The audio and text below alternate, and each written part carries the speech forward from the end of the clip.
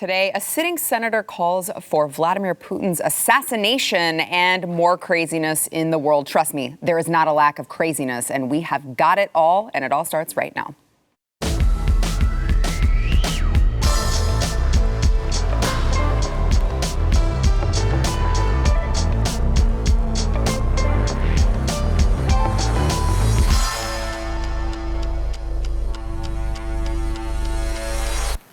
Welcome to the news and why it matters. I am Sarah Gonzalez. As I mentioned, it is Friday, and there's a lot going on, most of which just makes you want to jump off a bridge. But don't do that. That's why you're here, because we are here to deliver it to you in a palatable way that makes you not want to jump off of a bridge. I'm joined today by Eric July, BlazeTV contributor and host of For Canon's Sake. Thanks for being here. Also, we've got our guy, Alex Stein, host of Conspiracy Castle, back with us today. So thank you for being here as well, Alex. I want to get into what's going on, the latest with Russia and Ukraine. I know it feels like we're just repeating ourselves. It feels like we're back in 2020, but with a different subject, right? It's the same thing that everyone is talking about. But I want to first talk about Lindsey Graham, Senator Lindsey Graham's statement on Vladimir Putin. A little wild, probably pretty irresponsible, but here is Lindsey Graham asking for Russians to just kill Vladimir Putin, assassinate him themselves. Watch. How does this end? Somebody in Russia has to step up to the plate.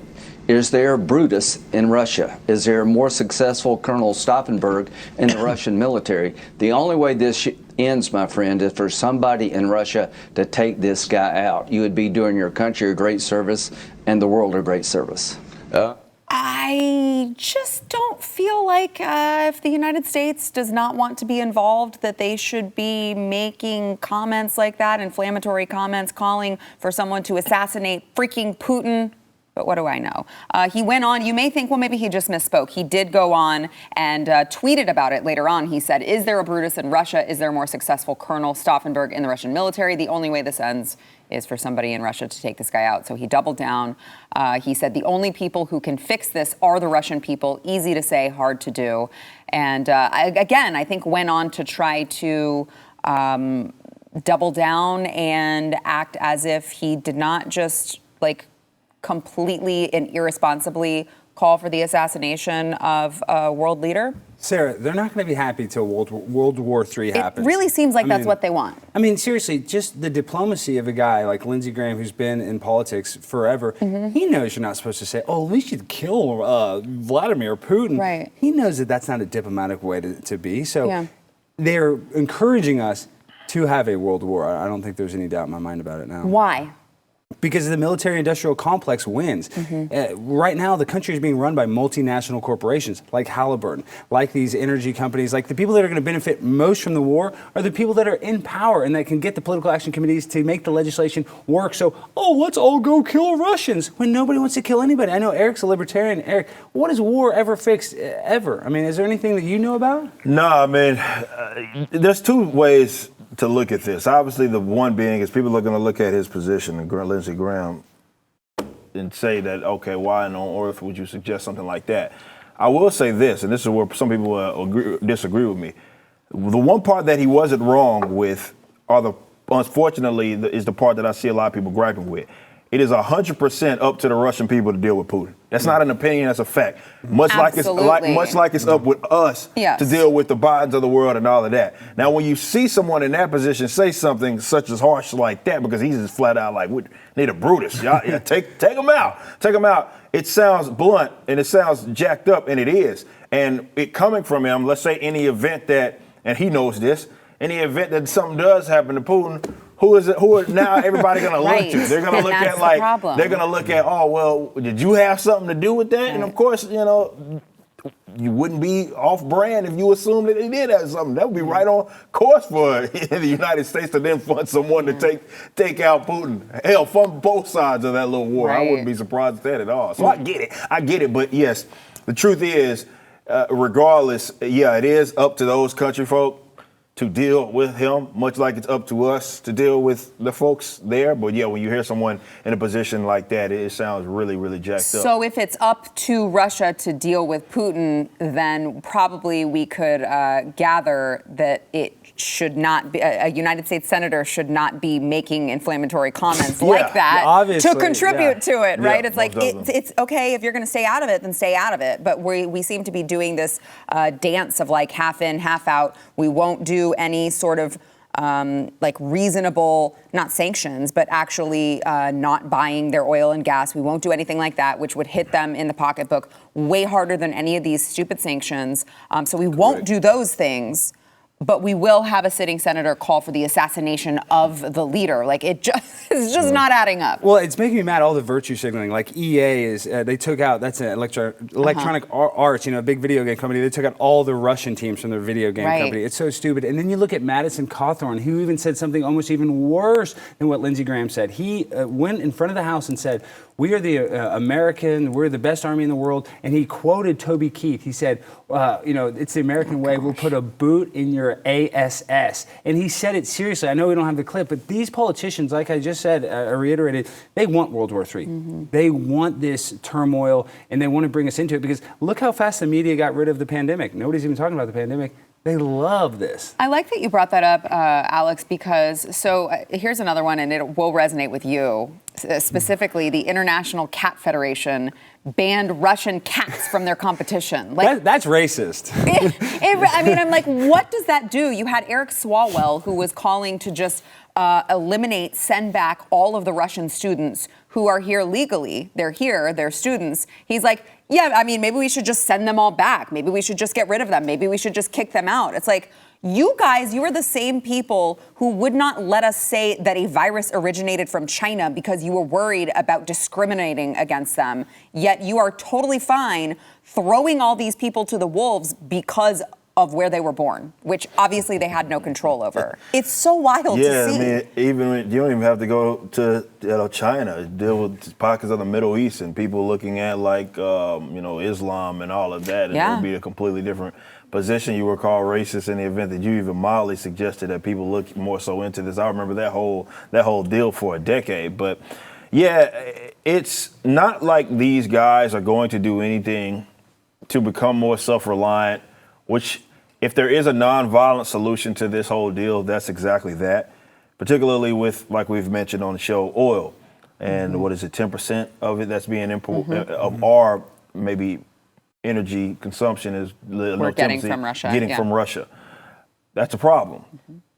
But it doesn't have to be like that. It is, because largely the same folks that are now acknowledging that it is a problem were the ones that facilitated exactly the problem. So they're not going to fix it, because that will require them to look in the mirror and say, okay, we have, again, all these regulatory bodies that do not allow for fracking or do not allow for people to drill for oil, have to jump through all of these sorts of hoops, do not allow any sort of advancement in nuclear or anything. It's always got to be, if it is going to be an alternative to oil, it's like it has to be wind or solar or something like that. And that got us in the position that we're in now, because considering where we're at geographically, it makes absolutely no sense for the American people to have to rely upon any entity for any sort of energy for that matter, because it all can be produced here. But they essentially tied everybody's hands behind their back. We know what Biden did almost immediately once he certainly got in office. Like, they're not encouraging any sort of independence or self-reliance. So it's just odd that they would even bring the fact that we do implement or we do import all this Russian oil, because it's not like they're doing anything to fix that problem. Right. Well, I want to say one thing about the Keystone Pipeline that Biden canceled, that we would have enough oil and gas. They said that they're doing it because he wants to protect the Indians and it's better for the environment. Yet if we have a pipeline, that's much better than transporting oil in big trucks. So it's like they're purposely sabotaging us, making us reliant on other people's oil when we have everything we need here. We got a breakfast buffet. We got all the food we need. Yet we're trying to go to other countries to get it. It just doesn't make any sense. Yeah, no, yes, because we even heard Nancy Pelosi, of all people, yesterday finally say, we should ban Russian oil. We should not be getting it from there. But in the same breath also say, I'm not for drilling on public lands. I don't want to do any of that. So it's like, well, then where the hell are you going to get it, woman? Yeah. Oh, just Iran. Well, Don't worry about it. You're just going to pay $7 in San Francisco for it. Right. Well, right. Exactly. So speaking of all of this oil and gas, I want to play a couple clips from the Biden administration as we're talking about gas prices raising. California gas price eclipses $5 per gallon as national average, spikes 11 cents just overnight. So I want to play first. This was a month ago. This was as the Russia-Ukraine issue was getting tense, but it hadn't quite hit crisis level. And here is the Deputy Secretary of State being questioned on whether or not we should continue getting our energy from Russia. Here was her answer then.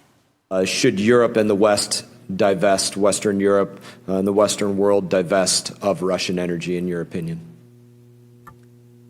You know, I think that there's a lot of rethink, and there will be, about energy security worldwide. I think you had heard from the president last night that, combined with other countries around the world, we've done a release of strategic petroleum reserves of 60 million, 30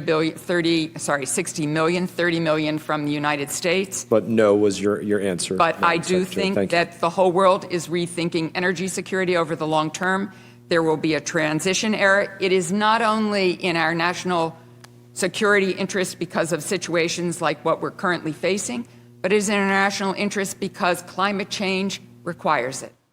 So you would think like, okay, well, maybe they had that position before everything escalated and they were able to adapt and go, hey, wait a second, this is a problem and we need to solve it. Well, no, because now we have the Secretary of Labor in the Biden administration talking about what options we have, and is like, well, no, actually, we haven't talked about just drilling our own oil, drilling on our own land yet. No, actually, that hasn't been a consideration because that would make too much sense. Watch. Yeah. Mr. Secretary, it's also energy. We're not producing as much energy as we used to. There's an energy shortfall, which we cannot make up unless we drill for our own oil and nat gas. Will the president acknowledge that we've got a shortfall in domestic production, so we should make it up? Will he drill? Well, listen, I can't answer the question for the president, but I can tell you that we're looking at all avenues on how do we deal with energy in the United States of America, making sure that we can bring those costs down. I'm sorry to keep interrupting you, sir, but is that on the table? More domestic drilling, is that on the table in the White House? Well, it hasn't been to this point, and it's certainly looking at what's happening in the situation in the world right now. So it's a wash. That will have to be a conversation. Yeah. Do you think we should be drilling more of our own oil and gas? What's your opinion? I'm not in a position to answer that question at this point, but certainly we have to watch and see what happens with Russia. We have to see what the world's doing with Russia. As we and what yesterday we heard the Speaker of the House, we heard Senator Manchin, Senator Murkowski asking us to shut off buying gas from Russia, and if we did something like that, we'd have to figure a way to fill that. Yeah. God, they are all really, really bad at this. But, you know, so you heard him. Well, all options are on the table. Well, has this option been on the table? Well, not no. right now. The best option's off the table. And, right. This is another thing. It's like, maybe this is the conspiracy-minded up, but it's like Texas is a state that benefits huge from the oil and gas business. Midland, and is it a conspiracy that a Democratic-controlled government doesn't want a conservative state to be more powerful and have more money and maybe have more of a global influence? So, I mean, I just think right now we're self-sabotaging ourselves on purpose, and she used her term, a transitional era, as her excuse. So they can just say, oh, everything's messed up because we're in a transitional phase. And, like I said, it's just a bad excuse, and you know what the excuses are. Everybody has one, and they all stink. It's true. Yeah, it's like I said, it's all a self-inflicted wound. This whole entire deal is a self-inflicted wound, and it has nothing to do with those crack pipe smokers that, for whatever reason, like to blame issues like this on like markets or something, when it's the complete opposite of exactly that, when it's literally the state making it completely illegal for people to put the energy issues in their own hands. That has nothing to do with markets being being the problem here. This is a self-inflicted wound by specifically the government. So though they acknowledge that there is a problem and that there is a solution, they have painted themselves in a corner. And she knows that, which is why she appealed to the climate change crowd. Because again, she's painted herself. That's who they've been appealing to. That's who that whole entire party has acted as if we speak on you guys' behalf, right? So we know if we increase, let's say, production, or if we go drill, that is going to make that particular side of supporters upset. And they don't want that. So that allows them to say, well, yeah, Russia's the problem, right? Because whatever's going on with this Ukraine situation, we get 10% from them. And now, yes, now that's in jeopardy, which will put you guys in jeopardy. But instead of blaming themselves, which is why I don't want to lose sight of that, instead of blaming themselves, which is who they should be, because they painted themselves in a corner, they're not going to do that. They're going to instead just blame, well, it's the Russians' fault. Yeah. All right, we've got more coming up. First, we want to thank our sponsor, mygotodoc.com. So you guys are constantly asking, we talk about this all the time. We talk about COVID. We talk about the fact that there have been states that have not allowed doctors to prescribe what they want to when it comes to COVID. We have talked about the blocking of pharmacies, that you can even have a doctor that will give you the prescription for something that they believe you should use to treat COVID, and the pharmacy won't allow you to fill it there. So you've got to go to mygotodoc.com. Make sure to be prepared. Dr. Saeed Haider is the one who has built this, and you got to know who he is. All right, he's a COVID expert. This is all he does. He's treated over 40,000 patients with 0 deaths. You can register on that site for free. You can ask as many questions as you need to, and most importantly, they are going to connect you to pharmacies that ship you a full 28 doses of ivermectin for less than anywhere else online. So you want to be prepared, okay? COVID, it affects everyone differently. We see that it's getting milder, but regardless, you need to talk to a doctor who is the expert, who has the most up-to-date information, and who is not afraid to do what is in the best interest of his patient and not big pharma. You got to go to mygotodoc.com. That is mygotodoc.com. YouTube has strict community guidelines over what we can and cannot say about COVID-19 vaccines and treatments. If YouTube deems we've somehow violated these guidelines, we risk YouTube cutting off our ability to communicate to you. With that said, the discussions which follow are not meant to provide medical advice. Please seek the advice of local health officials for any COVID-19 and/or COVID vaccine-related questions and concerns. So as we have heard from the new New York City Mayor, Eric Adams, they keep talking about they are opening New York City back up. You will no longer, coming soon, you will no longer have to have your vaccine passport in order to enter restaurants and things of that nature. You will no longer have to have these mandates for masks, except when it comes to the children. So Eric Adams is refusing to lift that mandate, that mask mandate for the youngest children because, of course, they are not eligible for the vaccine. So daycare providers will be ordered to enforce face masks. And by the way, 307 children aged between 0 and 4 have died of COVID in the entirety of the United States since the pandemic began in spring of 2020. 307, which, you know what? That's still, that's a number. Yeah. That's true. That's a number. But if you want to talk about statistics and data, you're allowing the most vulnerable among them to walk around with no masks on while muzzling the children who, statistically speaking, their risk is 0 at that age. And still, they are going to be required in daycare centers, you guys. We're talking about daycare centers. What daycare centers means is that they are too young to go to regular school. That's why they have to be in a daycare center. And still, they're going to have to put this cloth garbage on their faces that harbors God knows what bacteria on them because, as we know, children are not clean. I have 2 of them. They're not clean at all. That's why I would never think, one of many reasons I would never think about putting a mask on my child because I know that thing is going to be nasty in about 10 seconds flat. It just doesn't seem like a good idea to have it up against their nose and their mouth. It just doesn't. I don't know. I'm not a doctor. No. I'm not a COVID expert like my friend Dr. Saeed Haider. I'm not a doctor. I can just tell you, doesn't seem like a good idea.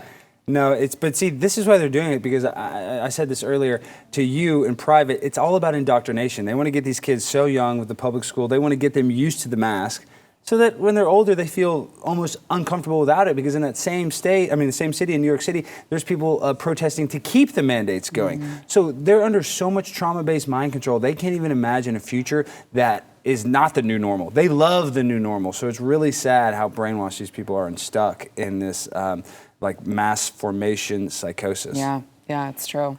Well, we know it has nothing to do with science, despite what it is they say and they use it as a trademark. None of this makes sense because it has everything to do with the science. Well, though. yeah, as a trademark, that I guess you're correct there. But we know, and we've talked about many times here.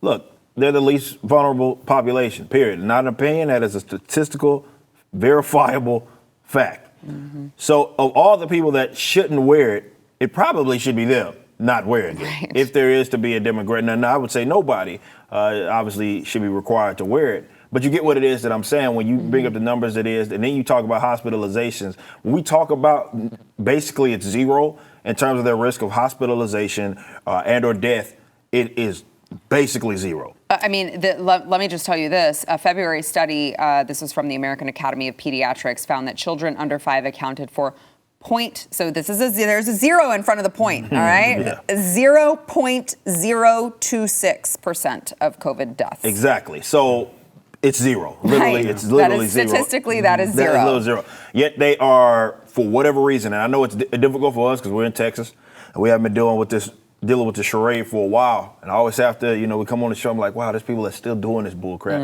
in New York City that have really never even stop wearing masks and stop with a lot of these nonsensical rules. Now, I know New York is going in a direction of trying to kind of start lifting some sort of restriction, but the fact that they would keep that there and then tie it to the vaccine, speaking of conspiracies, what other thing do we have to do other than put on our tinfoil hats? Because that makes no sense whatsoever. And maybe it is about lining up the pockets of their own cronies and ensuring that we can go get these people jabbed. It's been irresponsible. It's been bizarre that you have entire large swaths of people advocating that the people, young ass 0 years of age, we hurry up and rush to try to get these young kids jabbed. And I'm like, well, for what? Considering the risk, why exactly are we doing it? And it sounds like, and again, not a doctor, but it starts to sound like it has nothing to do with that and more to do with lining up the pockets of their cronies, because you're not tying this to science. You're not tying this even to risk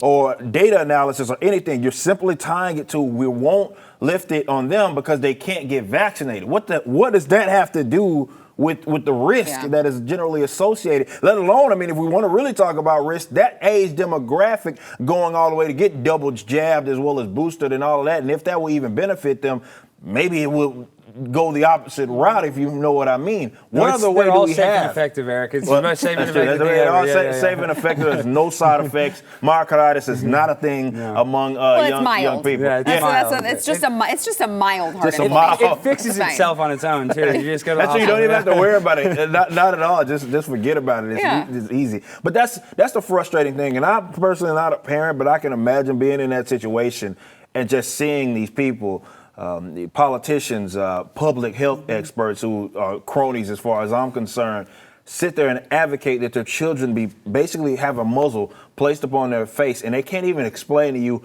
what sense that actually makes. And then they get upset and they call it misinformation or disinformation, because we have to, at that point, try to analyze why it is that they're doing it, because we know they're not doing it because of data or science or anything. So I had this planned for later in the show. We were going to talk about Florida, but I want to talk about this right now because I think it goes right along with what we are talking about here. Ron DeSantis, we covered it on the show yesterday. He was, the left was like, oh, he's such a bully for telling children, please take off your masks, but also you don't have to if you don't want to. Like, it was very, very clear. We covered that on the show yesterday. And Ron DeSantis went on Tucker Carlson. It went about as awesome as you could imagine. And Tucker had a conversation with with Governor DeSantis. I feel like we're on a first name basis here. I just love him so much. But he had a conversation with him and asked him to elaborate. And DeSantis really doubled down and was just like, no, actually, you know what's bullying? All of the things that the left has been doing to your children for the last 2 years. Watch. And I think it needs to be said because people have been lied to for 2 years. And so I didn't want it to be thinking that like they were told to do this by me, because I certainly wouldn't do that. And, you know, they talk about, by letting someone have a choice to take off their mask and welcoming that choice, that's somehow bullying. Tucker, bullying is locking kids out of school, which they did. Bullying is forcing kids to wear masks for 8 hours a day, which they did for 2 years and are only stopping now because the polling's changed. Bullying is kicking people out of work because of vaccine mandates. We fought all of those policies in Florida. We lifted people up and we liberated them from local school boards and governments that imposed them. I just love him. He's the best. I am the biggest fangirl of him. I don't know. Eric doesn't think he's the best, do you? I mean, I don't No, think he wants him to stay in Florida, though, and that's where we disagree. I'm like, no. I don't know why everybody's trying to get this man to go run for president, which I think is going to nullify him, and then you're going to get some. I almost said a term that would have for sure got us bleeped. You're going to get some quack that'll be running Florida, and now you won't even have a safe haven per se as a place that you know you can go, because it ain't like we got Abbott here. You know what I mean? It ain't like there's a whole lot of options here. So I don't know why it's so when you have people that are being as effective as they possibly can in the political sphere, which is almost never the case. But when you do have an instance of that, why folks want to take them and put them up and say, all right, go be president, because we know for a fact that he's not going to be nearly as powerful as he is for Florida to implement those as he is going to be at the presidential level. We know that for an absolute fact. So but let me ask you this, just to play devil's advocate a little bit, because I agree with you when you're talking about the way that the country is supposed to run. But I think that's different than the way that the country is run. And we see presidents all the time constantly abusing their power, ruling by executive order, doing things of that nature. So I just sometimes don't feel like I agree with the sentiment that like he is far more powerful in his position as governor. But the way that the country is run now, the legislative body does practically nothing. Everything is done by the president. So at this point, sometimes I do feel like the president has more power. When it comes to positive action, yes, but not when it comes to inaction, which is basically what we're talking about. We're talking about inaction. I think I hate that when the default is do nothing, we often give people too much credit for leave people alone, which is essentially what Ron DeSantis has done. Yes, there have been like these implementations of, okay, we're gonna ban you being able to do this, but ultimately it's about inaction. It's not about him, which we generally see from the authoritarian left. It's more of a positive action of we're going to implement this executive order and we're going to you have to go do something. Whereas to this is an example, which I would believe that people that claim to value liberty, that's what it is that we want. It's not action, it's inaction. I would rather, we talk about cats, I would rather a cat be president or governor and just sit there. Yes. Some cities have a dog as a mayor. So they do. I would most definitely prefer that than I would somebody that is, passing executive actions or what have you. And unfortunately, they are ruling over the people and having them be forced to do something that they don't want to do. And this is why people like to think that I'm ugly when it comes to the left, and I say all these mean things, but it's because I really genuinely think that they're ugly people. Yeah. Because it requires nothing from you to leave people alone. Yeah. You have to go out of your way to use aggression upon people. Yeah. But I just want to say this one thing. The reason why DeSantis would be so important is that he would get that Trump stigma that they have. Everybody, Trump. Everybody on the right is a Trumper. Everybody's a MAGA hat. And so at least just it would flip the script on the left's ammo when they try to use on the right. So they wouldn't be able to use that same verbiage. Oh, it's all Trumpers. So I think DeSantis would be just, a change of pace. I love him. I love him. Look, and I was a Trump girl, so I don't want to hear your hate mail. All right, I'm just saying. All right, we got to take a break. We'll be back. People really get very upset. They get mad because they better up front. It's like I'm not even saying anything bad about it.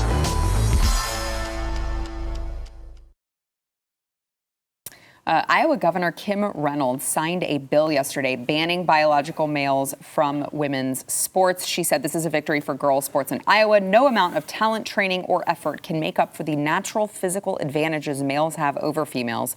It's simply a reality of human biology. Forcing females to compete against males is the opposite of inclusivity, and it is absolutely unfair. So Iowa is now the 11th state in the nation to ban biological males from women's sports. I'm actually I know we're supposed to say yay, that's awesome, but it actually is horrifying to me that it's only the 11th state.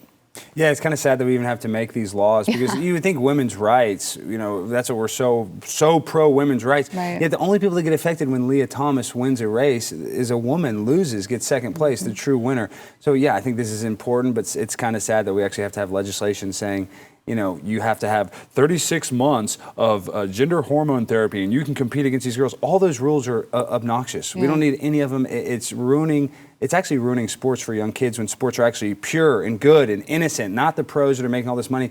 So it's really sad, like the collegiate athletes, the kids that don't make money, those are the ones being affected. That's what's most sad about it, in my opinion. Yeah, it really is. So many girls are going to miss out on scholarships because they are getting beat by dudes with penises. Look, just to be clear, Yeah. that's the best way you can tell. Is it a dude? Look between your legs. Yeah. And find out very quickly. I just want to make this point because we're going to talk about Leah Thomas, but Leah Thomas in the Sports Illustrated article says she identifies as a swimmer. So if you identify as a swimmer, like when I played football, I identified as a football player. Now, I wouldn't have changed my sex to be a better football player, but if I would have done anything close to it, basically, I would have died for football. So that's what Leah Thomas loves swimming. She, he, whatever you want to call him, Shim, is willing to die, is willing to lose its own genitals, lose its own self-respect, go on Sports Illustrated and get called out for changing and having male genitals around its own teammates that all hate her. If she's willing to do all that just because she loves sports.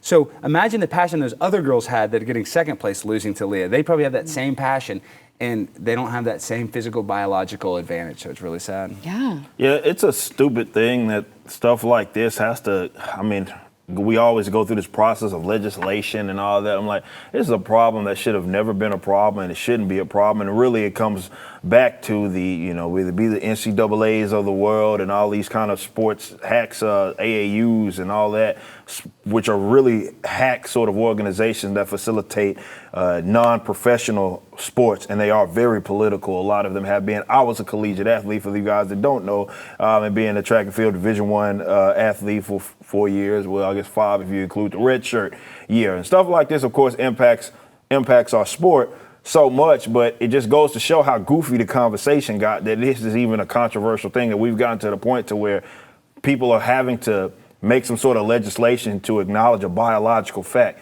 I think, to me, that's what's so stupid about all of that. Let alone what that person is doing, having an extreme advantage over the people that they are competing with, especially when you compare where that person was when they were a male in comparison to the other male swimmers. And not to say that this person was terrible, it seemed like they were at least good enough to compete in a collegiate atmosphere as a male athlete, but not near the number one, obviously, which is what she is now being having transitioned, and obviously it's not even close. She's beating these people by like 7 to 10 seconds or something. That's a lot of time. Well, I want to make one quick point. In Leah's biggest competitor is a guy named Ian Herzog, who is a woman that transitioned to a male, but she still swims in the female league. You know what I mean? So that's how it should be. If you want to be trans, still swim in your biological league. Leah would be welcome to swim all he wants or she wants in the male league. That's how it should be. Right.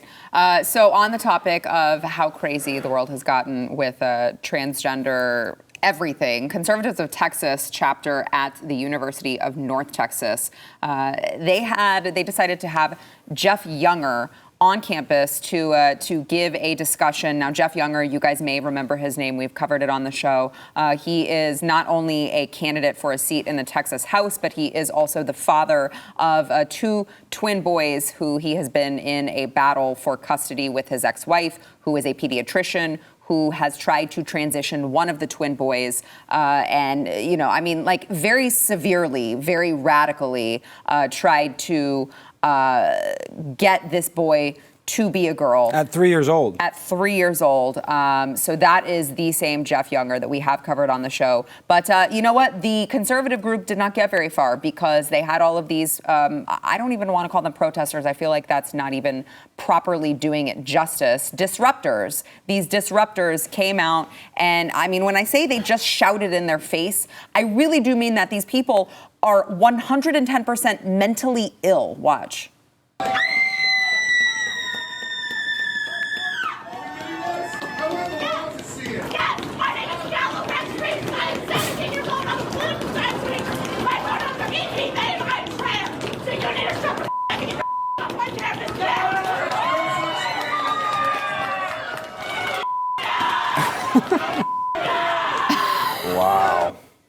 Well, I was there. I mean, that's the crowd. were there. Yeah, I mean, Did they were like, they wanted to kill you. but listen, these are college kids. When I was that age, I was pretty stupid too. But it's really sad. No. I mean, I wasn't that stupid, but I'm just saying, it's like these people are really confused. They think that they have like the moral superiority in this situation to yell at somebody and say, "F you! I want to kill you because you don't agree with what I'm saying." It's like just saying that statement. You want to kill somebody. I mean, there's people that I really dislike in this world, but I wouldn't want to kill anybody. I don't want anybody to die. I don't want any animals to die. And these people throw around that word like it's just nothing. And that shows you that's really that internalized hate they have for themselves that they're trying to spread on other people, I believe. And they don't want the other side to even be able to say anything about the matter. You would think if you were that secure with your position, who cares what anyone else says, because you know that you are in fact right. Well, what was especially disturbing about this rally at North Texas is that, listen, if you're an adult and you want to wear a dress, you want to be a transgender, that's fine, that's okay. But they were specifically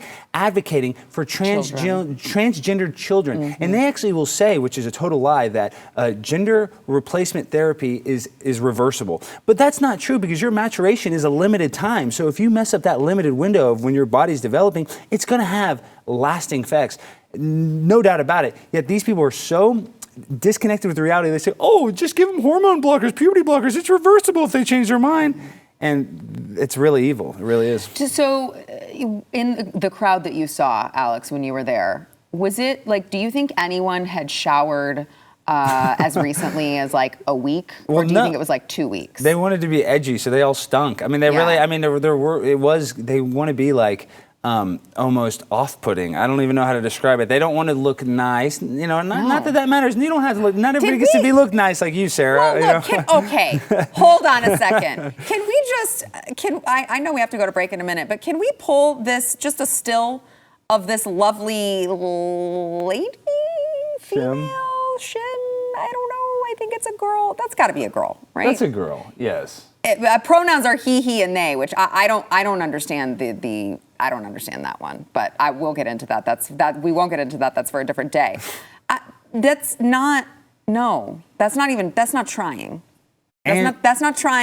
trying to look nice. That's not, and this picture, by the way, isn't even showing her like midriff, where she has it looked like a giant belly button ring thing. Well, they want to look edgy. They kind of want to look scary. Like even in the tweets before I was reading, make sure to wear black, you know, because they want to be like intimidating looking. Yeah. But there's nothing less intimidating looking than that girl going, ah! There's nothing less intimidating than that. Eric. Look, man, that's the advanced indoctrination camp, and y'all are sending y'all's children to those institutions. Yep. That's all I really have to say. Y'all send y'all's children not even to that. Paying money. You not pay, a small amount of money. Thousands upon thousands of dollars to send y'all's people to what are effectively grooming camps, the advanced grooming camps outside of the public education. And UNT is, I mean, that's more of an artsy school, so it's especially got the stupid people over there. But y'all still send y'all's children over there, and you pay for it, and you wonder why this next generation is coming out thinking in the way that they are. You are part of the problem. I hate to say that, parents. And one thing was kind of scary at the group, because you're right, on college, at the campus, there was like a lot of the people that look like that, you know, in the black. But then as the crowd got bigger, you know, there's a lot of normal students, like in normal sweatshirts and stuff. And they were, you know, getting on the side of the, you know, the trans kids rally. So they're just so easy to be indoctrinated. They just kind of, you know, it's that sheep mentality. You just kind of go with the crowd. Yeah. All right, we got to take a break. We'll be right back.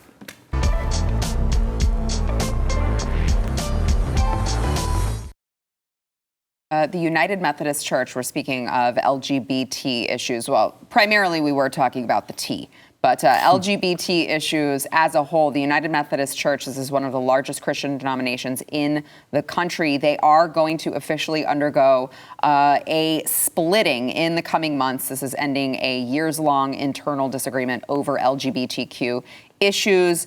So organizers of the Global Methodist Church yesterday, this is the more conservative Methodist denomination that favors a traditional view of marriage and opposes the ordination of LGBT clergy, announced a formal launch date of May 1st, 2022. This is something I just don't have very much patience with. The church that continues to roll over for these special interest groups. It's like, I don't think that you would I mean, if you have a platform and you have a message, you can't deviate the message to fit the people shouting the loudest. If your message is your message, then it should stay the same no matter what, right? Well, it's like they asked him on Ash Wednesday, they asked Joe Biden, why do you support abortion if you're a Catholic? Yeah. And he's I don't know. So now they're turning Catholicism is now pro-abortion if you're the president. And, these other religions are becoming, and I don't want to be exclusive to anybody. Right. We should be inclusive, but we don't need to make everything about gender, race, sex. It's like they want to separate us with these tools. And that's why they use it. And that's why they're getting these big institutions like the churches and like the government to make us basically pin us against each other, really. Mm-hmm. Yeah, Eric. Yeah, I don't have much tolerance, for lack of better terms, for it. Like, if you're principled, you're principled.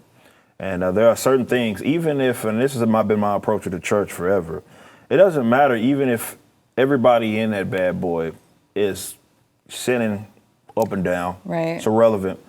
It has nothing to do with anything. What is gospel is gospel. What's truth is true. Mm-hmm. Whether it applies to you or it does not apply to you, that is what it is. But what we've seen, unlike with other, let's say, things that the Bible, let's say, may say is not good. Let's say that for the sake of this conversation. The difference seems to be now is that we're trying to change the gospel for the sake of including this demographic. Right. Which it should not be that way. Right. And why is it always seemingly expected from the Church of Christ, and you got other religions such as Islam that have relatively the same, actually worse. Position on that, and they're not trying to infiltrate those for whatever reason. But yeah, this is something that me and my mom, we spoke about this type of stuff. Again, you get all this blame game crap, which I hate that people do when it comes to the Bible. It's like, well, you do this and you do that. Okay, even if we assume that I did this and that and it said that it was wrong, what does that mean? What does that change? Does it stop being wrong? No, it doesn't stop being wrong at all. What you're doing is you're deflecting from the actual issue here, and that is maybe the sin, let's say, per se. Mm-hmm. And what they unfortunately refuse to do now is just call a duck because it's too offensive to a particular demographic. Right. And that is a recipe for disaster. If anything, it is absolutely blasphemous. Well, and I do just want to point out, like, no one is suggesting, not even these, the global Methodist Church now is suggesting that everyone shouldn't be invited to come to the service. Like, I've never seen anyone, unless you were unvaccinated, I've never seen churches discriminate, right? Yeah. But so when it comes to that, like, they're not asking for the LGBTQ community to not attend. They're just saying, like, hey, just like with any other sin, if you are an open sinner, you probably shouldn't hold leadership roles within the church. That shouldn't be controversial. No. But for some reason, it is these days. Because they have to have control. I'm just saying, the people that are running this country is a lot of the LGBTQ authority, and that's why they have to go after the people. If you're not inclusive, now I think they're making legislation where companies have to have gay CEOs, or they try to get that in, where they had to have gay members of. We've seen it in every entertainment space. So it's not an accident; it's on purpose. Yeah, no, that's absolutely. Important to note. That's important to note. All right, we got to take a break. We'll be back.